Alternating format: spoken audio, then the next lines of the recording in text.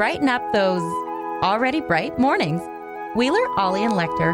Mornings at the Cabin. Mornings at the Cabin, indeed. Wheeler and AJ with you on your Friday morning. Ollie's skulking around somewhere, and Lecter has decided to take the day off. That's fine. We all wish him well on his road to recovery. Recovering the room that he's cleaning. Yeah, he's recovering a room. He's got someone moving in, and they've been using it as a storage space for most of the summer. So imagine how bad that room is. You had to take a day off. Yeah, a whole night off. You didn't come to the poutine party last night. That's right. Took the evening off. And then didn't come to work. It's going to be a late one, guys. I don't know if I'll make it. I don't know if I'll make it in. We got to clean this one room. Well, I imagine they got to do the house, too. I mean, I imagine they wanted to do the house. Yes, yeah, if you want to be a good host. All right. I mean, well, you're not a host. Someone's paying to live in the room. So I mean, you're still hosting that person. Are you hosting that person? Yeah. They're paying you rent? I guess. I mean, it's a friend of theirs, so I mean... That's kind of... Try to make it nice. Where I'm leaning more. Yeah, fair enough. It's a weird business. Well, it's not Airbnb. It's not an Airbnb thing. Oh, okay. She's just staying there. She's staying there. Oh. Yeah, they're renting out their room. You can't do Airbnb. Of course. Not really. So I totally forgot about the pandemic. This is a person who moved away from Yellowknife, has now moved back, quarantined for 2 weeks, is now living with them until they find their own place. Oh. It could be a month, could be 2. We don't know. Well, I am out of the loop. That's fine. It's fine. Also, coming up on the show this morning, we'll talk that Fort Simpson Dog Park and just how badly Yellowknife need one exactly like it. Some men answered the call last night. I was there last night. We just touch on it. I'm not going to go into what was said, but it was heartening to see so many men out there last night. And big ups to Jay Bear for facilitating that and taking it on. We had a chance to talk with him yesterday, and it was a really good chat, and it continued last night. Mornings at the Cabin, the podcast. Wheeler and AJ with you on your Friday morning. It's time to announce. I didn't even realize this until AJ told me this. So we've been, we know we got the drive-in movies coming up on the 18th, and then 2 on October 2nd. Tickets are free and can be reserved as soon as Monday. So this coming Monday, the 14th. But I didn't see where the cutoff was on voting for the movies. It was yesterday.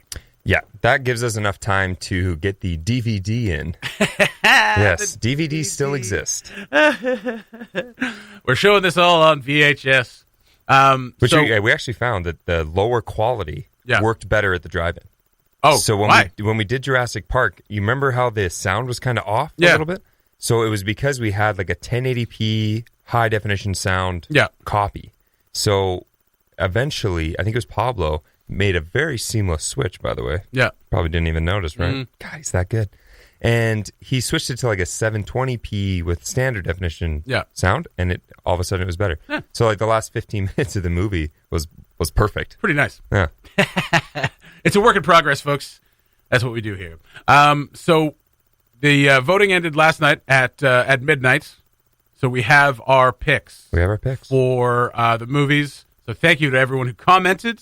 The post reached 6,000 people, apparently. That's fantastic. So 74 comments. A lot of you participated. Thank you so much for putting out your choices for the movies. Thank you for not putting out there too many suggestions out there and knowing that we're kind of hamstrung by what we have here. So let's go through the list of movies again for the, a weird way to say that, the one not for kids, not specifically for kids. Because we had a kids movie, the adult-themed picture. Welcome to the drive-in. That's right. Sultry. Today's main feature is Jurassic Park. No, the list for the adult movies: Back to the Future, the first one; Pirates of the Caribbean, the first one; The Mighty Ducks; Hook; Groundhog Day; Jaws; Armageddon; and Men in Black. Now Scott did the same thing. Mighty Ducks, the first one.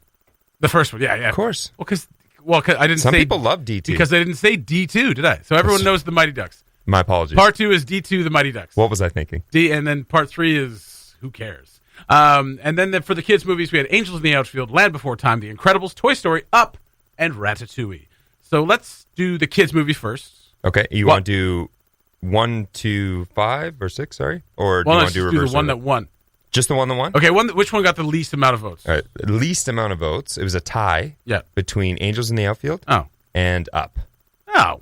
Yeah. Wow. I know. Lecter really wanted Up. He's never seen it. I don't feel good about it. What a I like Up, too. Yeah, I like to... Well, I mean, I don't think I'd put Up with Angels in the Outfield. But anyway, so that left Land Before Time, The Incredibles, Toy Story, and Ratatouille. Correct. And what did we win? First place. Yeah. Drum roll, please. The reggaeton drum The roll. reggaeton? Reggaeton, yeah. It's a bit of a pasta. Incredibles. Incredibles! Yes, very good. I love The Incredibles. It is the only good Fantastic Four movie. So The Incredibles will be a kids' movie. Well done. Well picked. Yeah, we definitely like that. I think that's the adults choosing it for the kids, though. I mean, maybe. I don't think kids are on our Facebook page, honestly. Unless they like pictures of poop and really awesome Photoshops that have like a slight wink to what's going on in the city. I mean, poop humor. Yeah, poop humor. I mean, kids love that. Yeah, they love poop humor, but I don't necessarily they like pictures of poop. That's a good point. We could ask some, I guess. They want to see it smeared or thrown at something. Okay, so that leaves the adult-themed movies. There's 2 of them. So which one got the least amount of votes? And I think I already know what it is. Yeah, unfortunately.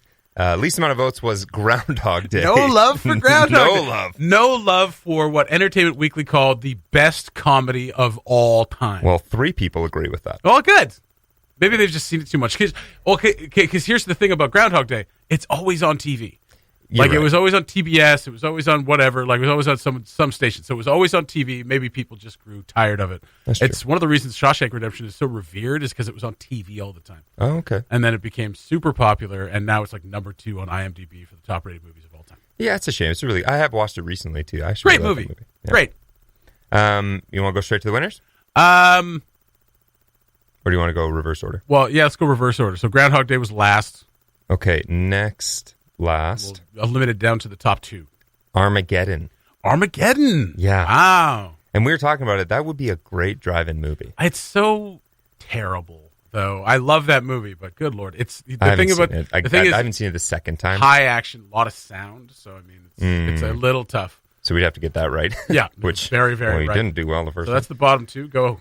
Next one is Jaws. Wow. Okay, Yeah. I thought Jaws might get a little bit more traction. It was just at the theater, though, so maybe some people saw it. Oh, that's a good point. Again, not many people voted on this. So. Fair enough. The next one is Mighty Ducks. Mighty Ducks. Out. Mighty Ducks. All right. Out. All right. It's a shame. Next one's Pirates of the Caribbean. Okay. So we're down to the top 3. It's down Top to Back 3. to the Future, Hook, and Men in Black. So in the honorable mention category, Yep. number 3, Men in Black. Bah! Damn it! I know. I wanted Men in Black. It would have been good.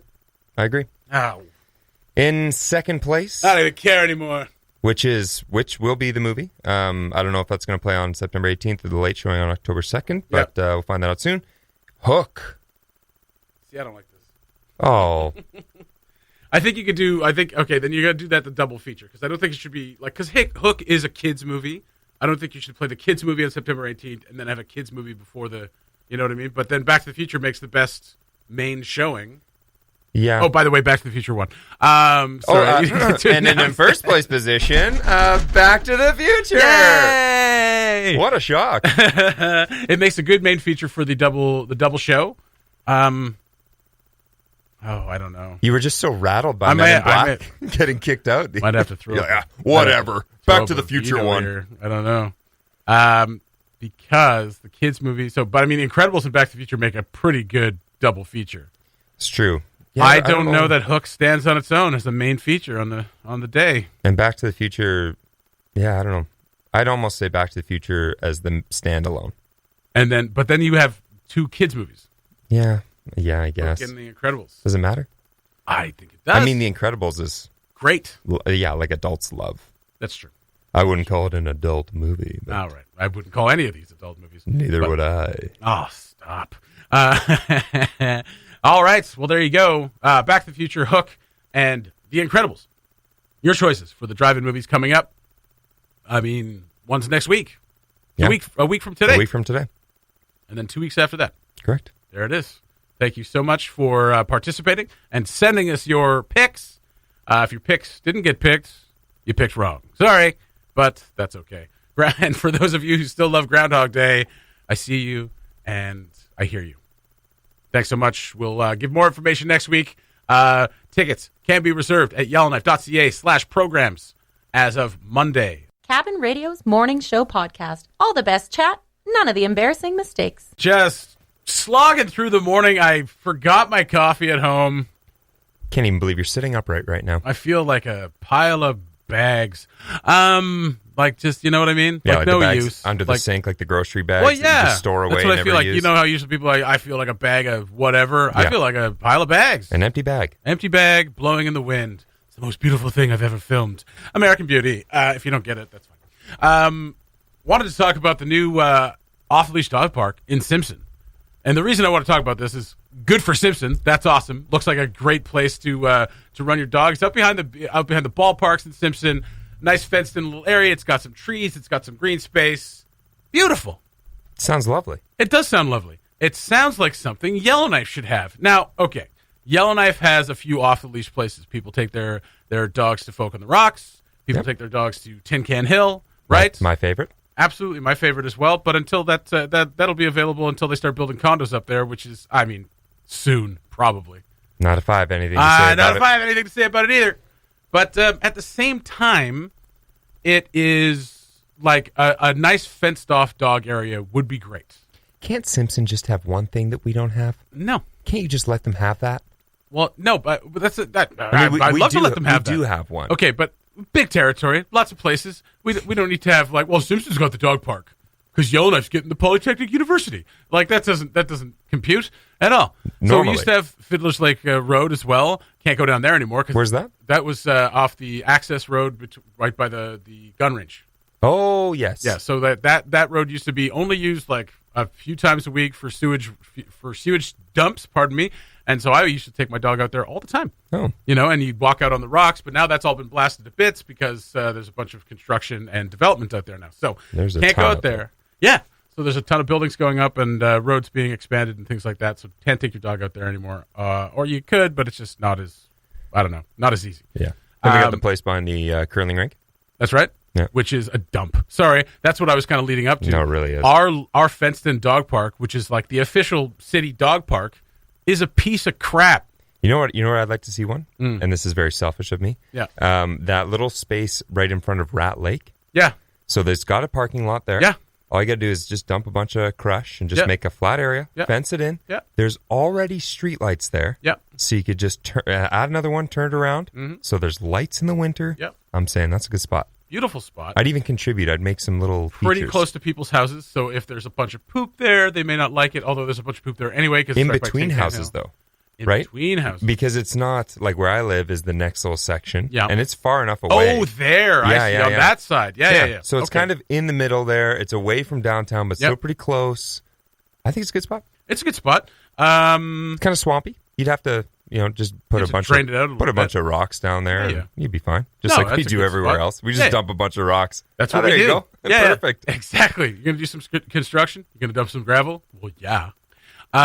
So yeah, that's a good spot. The one behind the curling club it gets complaints all the time. Yeah. Like people I know that take care of dogs don't take their dogs there. It's not a bad space. I It's mean, a terrible space. some lighting, and then if you just like kind of touched it up a bit, put a little bit of lighting, maintenance into touched it up a little bit. Maybe didn't have in a dark corner behind a friggin' old building in the middle of the winter, like stuff like that, where people don't feel safe at times bringing their dogs there because it's like, again, behind a building right by Northland. Like it's an uncomfortable space just off the Frame Lake Trail there. It's weird. Right back into Northlands. And no parking. No parking. That's my big gripe. Huge gripe. Yeah, right? I've had to pull a few people out just leaving there. Exactly. So if you look at this picture of the Fort Simpson Dog Park, great. Right out in the open, nice little fenced off area. It's not huge, but it's got some trees. It's got some lawn. It looks great. Yeah. I so agree. why doesn't Yellowknife have one of these things? Totally. Put a garbage there. City can come take it out. Yeah. I've noticed that at Tin Can Hill because they put those big rocks up so they can't drive all the way in. That's right. They've gotten rid of a lot of the garbage cans. Which is so stupid.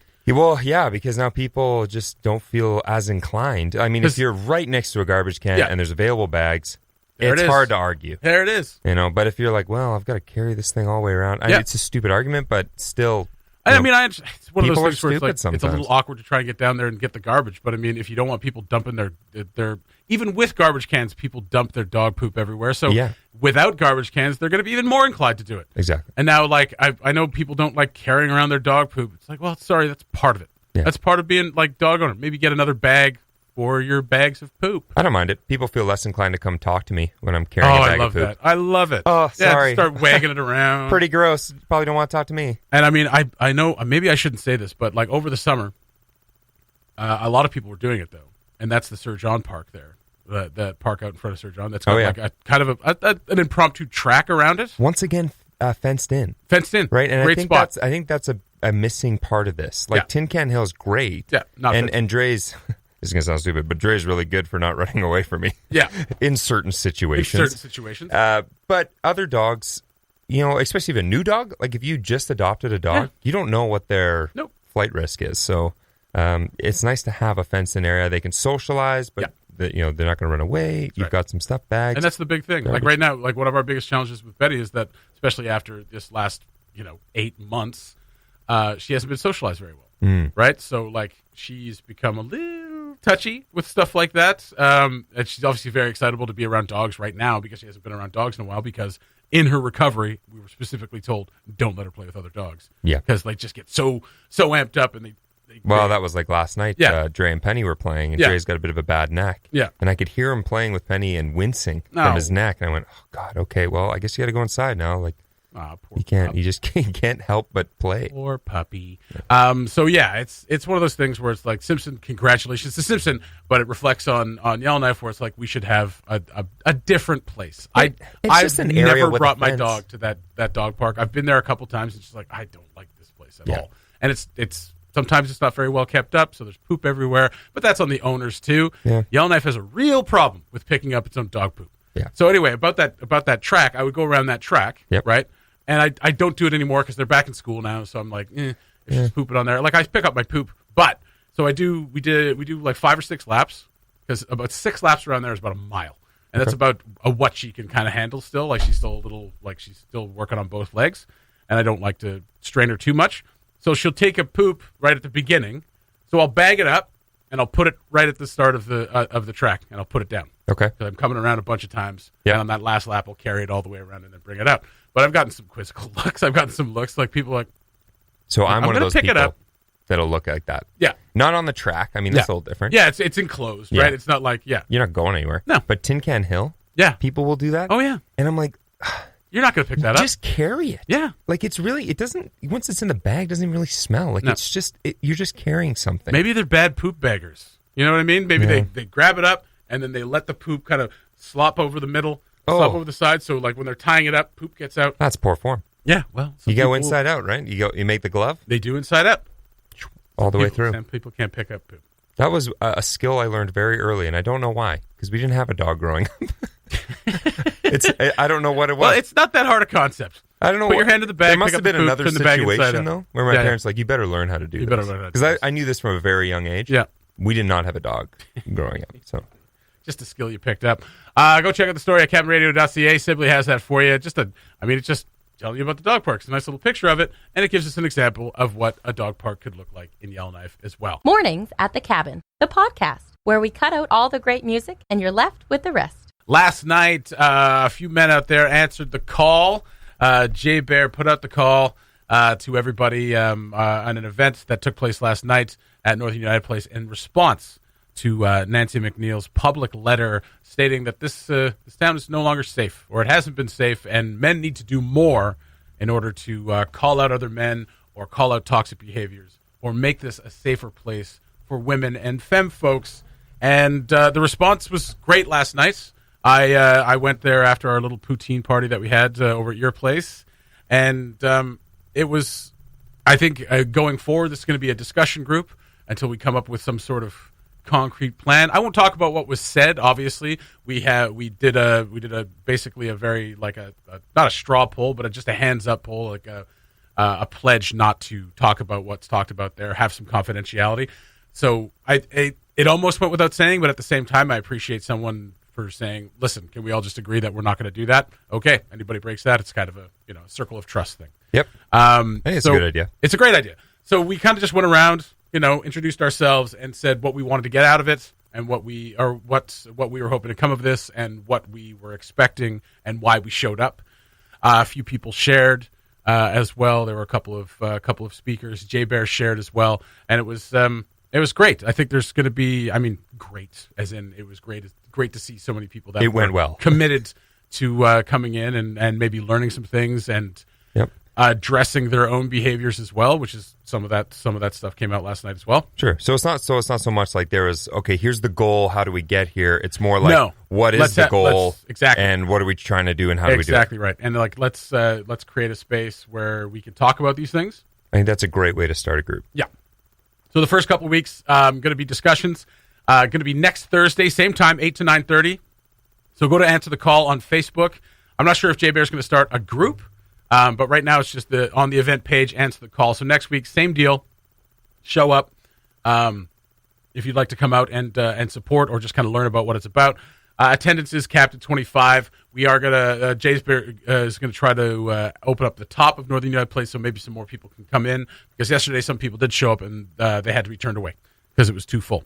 But they're going to do it again next week. And next week there was some question about maybe some of us who were there this week making some room for some new people. So I may not go next week just because make some room for those people. Sure. And then we can get all these men organized and start asking these questions and start coming up with some discussion topics. So sure. Next Thursday, if anybody wants to come down, Jay Bear will have some questions kind of set out.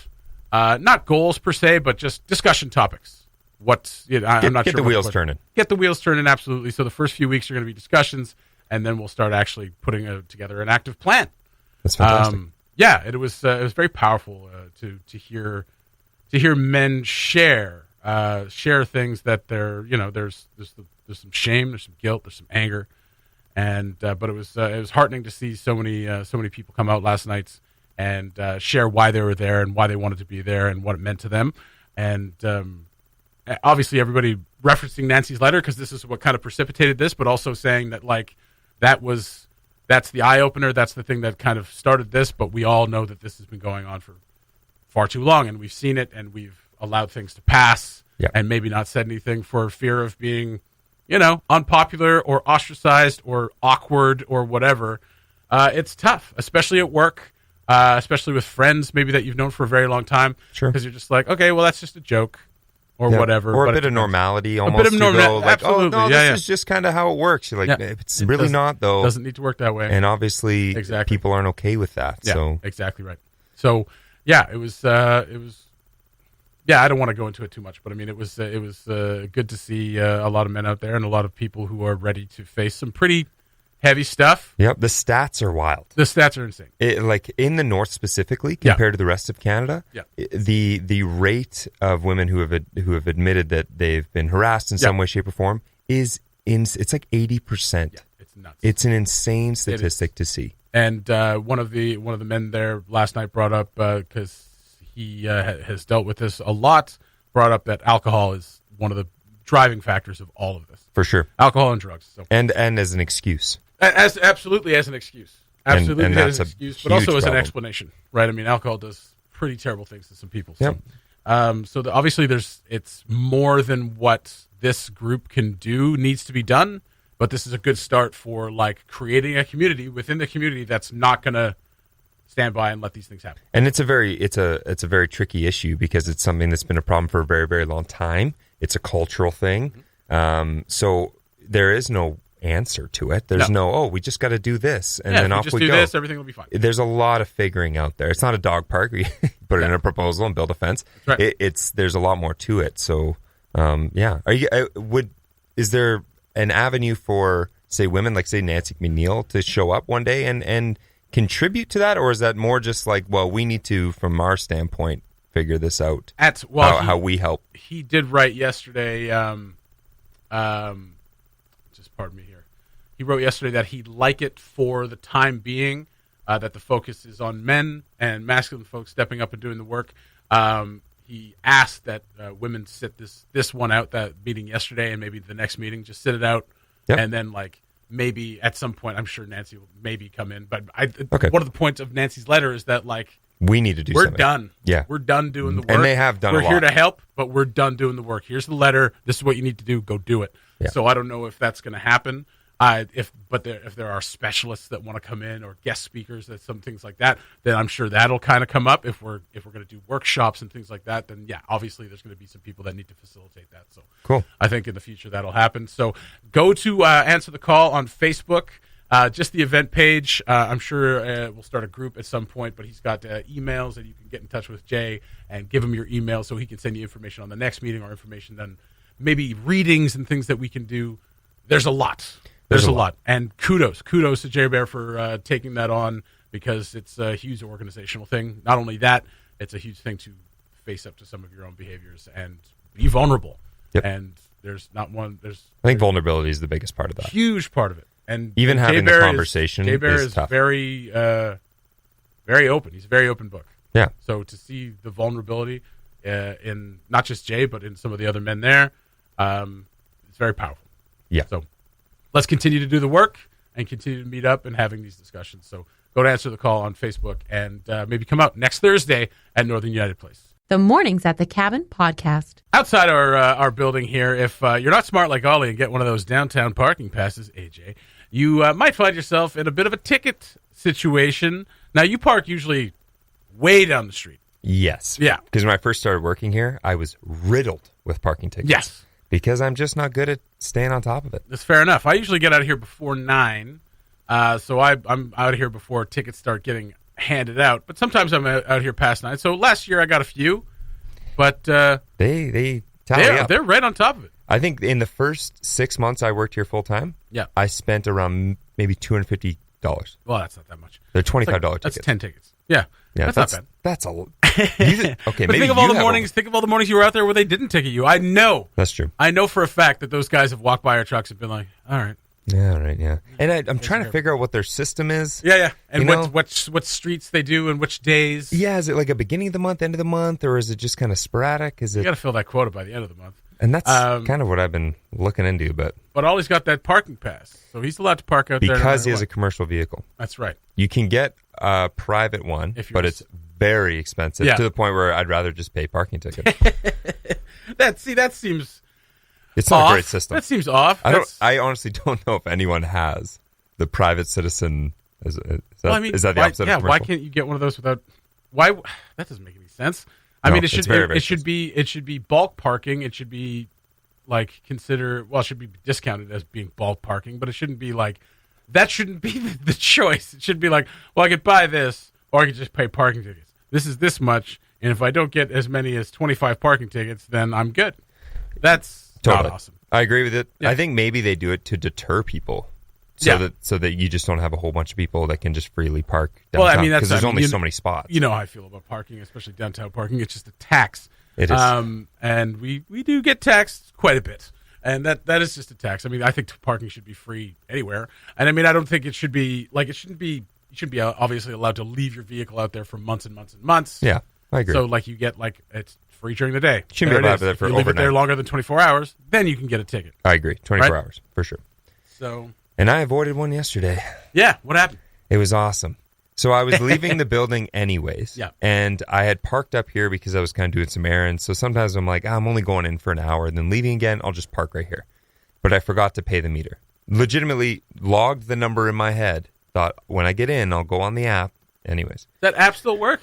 It does. But you can't, it's 2-hour parking. So it actually knows when your 2 hours is up and you can't refill it. That's right. Whereas the meter itself, you could just keep plugging coins in. No one ever knows, right?